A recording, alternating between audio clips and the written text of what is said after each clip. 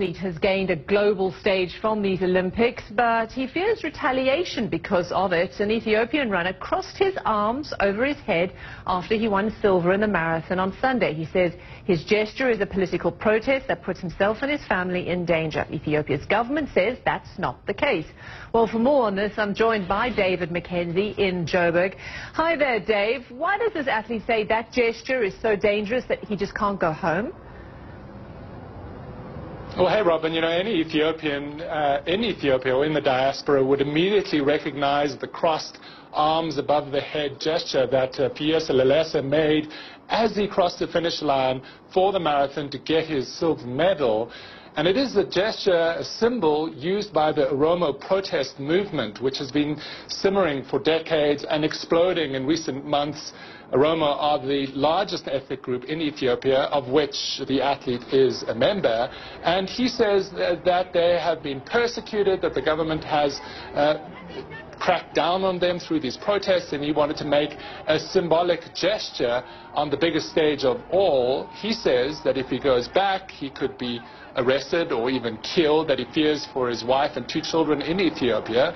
But the communications minister of Ethiopia telling CNN that, in fact, he has nothing to fear and that he is an Ethiopian hero.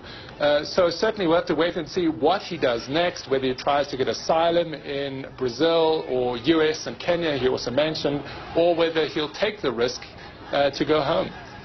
Okay, so questions about what next for him, but what does the IOC have to say about political statements? They're pretty strict on that one.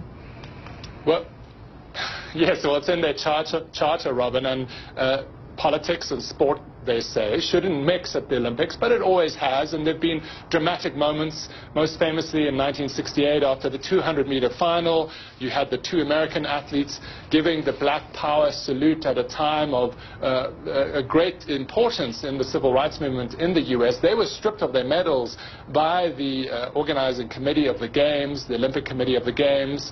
Obviously, history was on their side in the end, and some feel that this protest by this Ethiopian runner will take on that kind of iconic status and certainly, at the very least, put the spotlight on the issues of Oromo in Ethiopia, which is an underreported and often difficult to report issue because of the constraints placed on it by the Ethiopian government. Robin?